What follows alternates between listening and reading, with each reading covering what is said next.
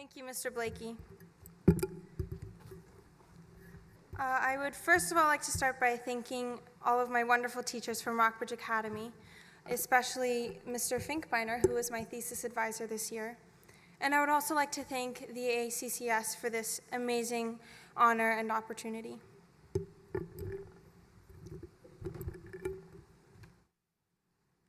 You can't stop it. It's coming to a town near you. Some call it contemporary, others relevant. We're so cool, we call it contemporvant.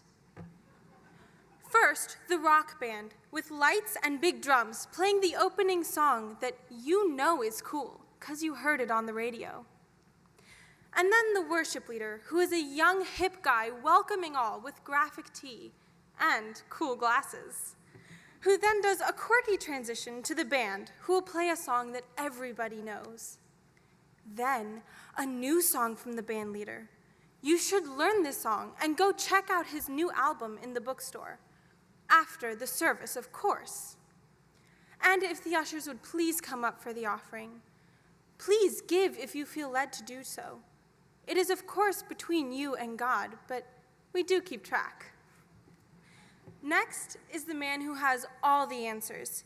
He speaks from the heart, using long pauses, whispering to draw you in.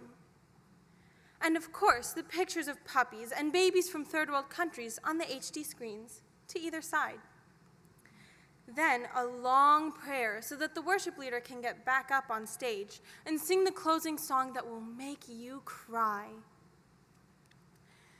This is from a video called Sunday's Coming that burst onto the social media scene a few years back. It's a parody of contemporary worship services. It sounds utterly ridiculous, and yet we see this in churches everywhere we go. Should this be the case? Should the church be so laughable even to people within our own community? Is the purpose of the church merely to be contemporant? The purpose of Christian worship is to praise God and strengthen our faith. Historically, church services were completely distinct from any other kind of meeting or gathering. Recently, however, many churches, especially within the Orthodox Protestant denominations, have begun purposefully trying to make their services more contemporant.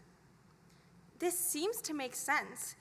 If this generation is inundated with these forms wherever they go, then what better way to reach out to them than by using those very forms? Before I answer this question, however, I must define a word that will be crucial to my argument: form. I will use the word form to refer to a non-propositional vehicle through which a message is conveyed.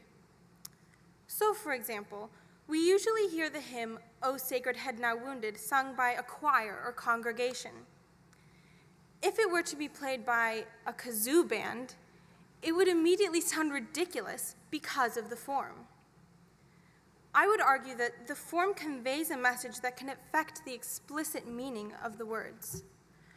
While this may seem a bit obscure, it will become clearer as I delve into my arguments. Many churches have fully incorporated the forms of entertainment into their worship services. What these churches fail to consider, however, is the message that these forms convey. Are these forms merely a matter of preference, or do the forms themselves convey a message that could change or even contradict the message of the gospel?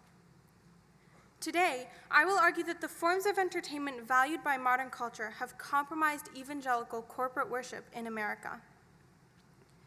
In order to prove my point, I will first define true biblical worship and explore who God is and what our faith truly is. Next, I will explore the dissonance between form and content in several ways. I will then look at my opponent's arguments and show how they are inadequate. And lastly, I will show how the Bible forbids the use of these entertainment forms in our worship services. First, I must establish what biblical worship is. The main components of a biblical worship service are the reading and preaching of God's word, prayer, singing God's praise, and the celebration of the sacraments. These elements are not only necessary for a complete worship service, but they also enable Christians to worship in spirit and in truth, as they are commanded to do in the Bible. In order to worship in spirit and in truth, however, Christians must first understand the truth of who God is and what their faith means. First, who God is. Most Christians want to focus on God as our loving Father who has saved us from an eternity in hell. While this is definitely a crucial part of who God is, there is another side that many Christians prefer to ignore: the holy, just, wrathful side. This is just as much a part of who God is as the loving, merciful side. God